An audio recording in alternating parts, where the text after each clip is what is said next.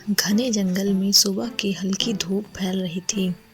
पेड़ों की पत्तियों से छन कर आती रोशनी जमीन पर सुनहरे धब्बे बना रही थी। पक्षियों की चहचहाहट से जंगल जाग चुका था। इसी जंगल में रहता था एक सुंदर और सतर्क हिरन। उसका नाम था नील।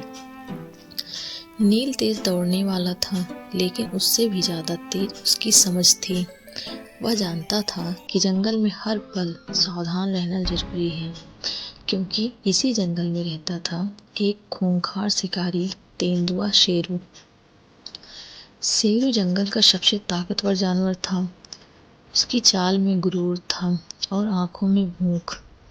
जंगल के सभी जानवर उससे डरते थे। कोई उसके सामने रुकता नहीं था। जहाँ शेरू जाता वहाँ सन्नाटा छा जाता। एक दिन नील नदी के किनारे पानी पी रहा था।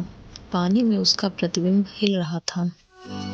तभी झाड़ियों में हल्की सी आवाज हुई। नील के कान खड़े हो गए। अगले ही पल शेरू झाड़ियों से बाहर निकला।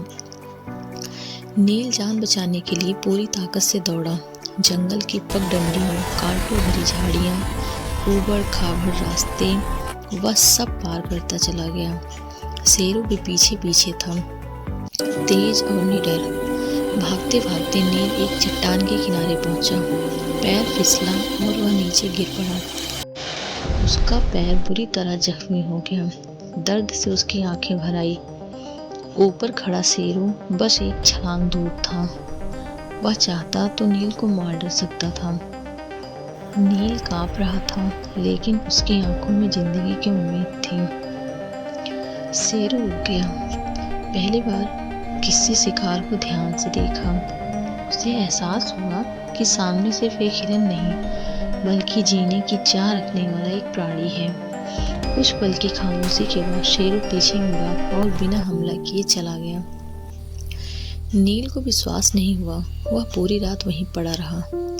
अगली सुबह कुछ जानवरों ने आकर उसकी मदद की और उसे सुरक्षित जगह ले गए। उधर शेरू अकेले पहाड़ पर बैठा था।